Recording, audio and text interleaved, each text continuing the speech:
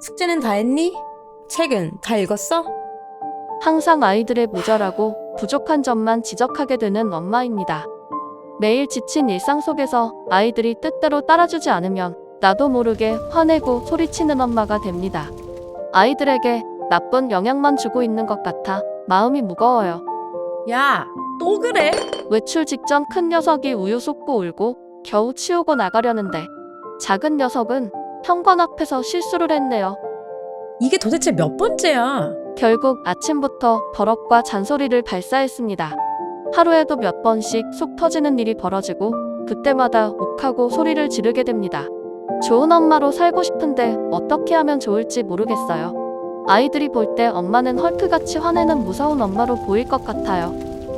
엄마는 헐크 같아. 엄마가 왜 헐크 같아? 우리한테 소리 지르고 헐크같이 되잖아.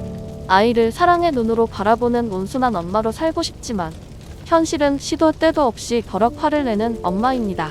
아이들에게 화를 내고 나면 매번 후회하고 자책감에 빠집니다.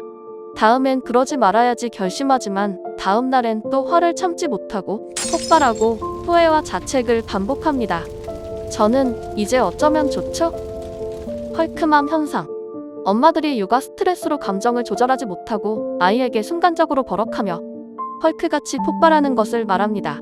엄마가 아이에게 화를 낸 후 미안함과 후회, 자책, 죄책감, 우울이 이어지고 또다시 자신도 모르게 아이에게 화를 내고 폭발하는 일이 계속 반복됩니다.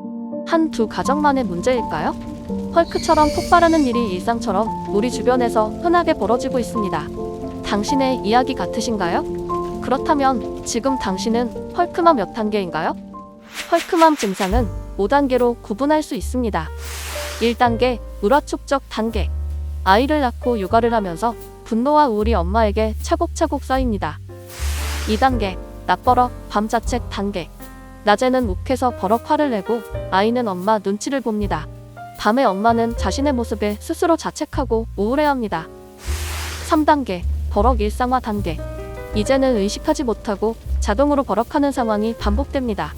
어느새 이걸 성격으로 받아들이고 살고 있습니다. 4단계, 상황 전환 단계. 사춘기를 겪는 아이가 갑자기 심하게 반항하거나 무기력하게 변하는 모습에 엄마는 당황하게 됩니다. 5단계, 철벽 방어 단계. 아이는 엄마 말 한마디에도 민감하게 반응하며 방어적으로 행동합니다. 엄마는 무기력해지고 아이가 공부를 내려놓거나 엇나갈까 두렵습니다. 헐크맘 현상은 아이의 정서와 대인관계, 잠재력과 학습 능력에 엄청난 영향을 미칩니다. 아이들은 잠재 능력과 학습 능력이 개발되는 과정에서 스트레스를 경험합니다. 짜증나고 하기 싫고 또 미루고 싶고 다른 것 하고 싶고 정작 아이는 자신이 왜 이러는지도 모릅니다. 이런 아이에게 부모가 버럭 소리를 지르고 화를 내면 어떤 일이 벌어질까요? 아이의 잠재 능력과 학습 능력이 훼손되고 정서적인 문제가 발생합니다. 대인관계를 맺기 어려워지고 자기 주도성과 문제 해결 능력이 떨어지면서 성취감을 얻기 어려워집니다. 헐크맘 현상, 어떻게 해야 할까요? 헐크맘 현상에서 벗어나는 쉽고 간단한 방법들이 있습니다. 책 정서적으로 건강한 부모, 정서적으로 건강한 아이는 헐크맘 탈출을 위한 원인과 진행 과정을 알려줍니다. 책의 저자들도 처음에는 헐크 같은 엄마, 아빠였습니다. 말을 듣지 않는 아이의 행동에 분노가 차오르고 그 분노를 아이에게 그대로 표현했습니다. 미숙한 부모 때문에 정서적으로 불안한 아이로 크는 것은 아닌지 괴로웠습니다. 헐크맘 현상에서 벗어날 방법을 찾아야 했는데요. 여러 노력과 시행착오 끝에 벗어날 수 있었고 이제는 그 방법을 다른 부모님들에게 알려드리고 있습니다. 헐크맘 현상의 원인과 진행 단계를 알고 자신의 상태를 인식하고 해결책을 찾아보세요. 아이의 성장 단계에 맞게 우리 부모들이 반드시 갖춰야 할 파워 자녀 양육 스킬과 지식을 알려드립니다. 자녀 양육이 어렵다고요? 양육에 필요한 지식과 스킬이 없기 때문입니다. 정서적으로 건강한 부모, 정서적으로 건강한 아이의 12년간 교육 현장에서 많은 부모님들에게 도움을 드린 부모 교육의 핵심 내용을 담았습니다. 예시 1번. 아이와 문제 상황이 벌어졌을 때 아이의 문제인지 부모의 문제인지 분별하세요. 누구의 문제인지에 따라 해결책이 달라집니다. 아이의 문제를 부모의 문제로 알면 아이의 자기 주도성과 문제 해결 능력이 떨어지고 반대로 부모의 문제를 아이의 문제로 전가하면 아이가 분노하게 되거나 무기력해집니다.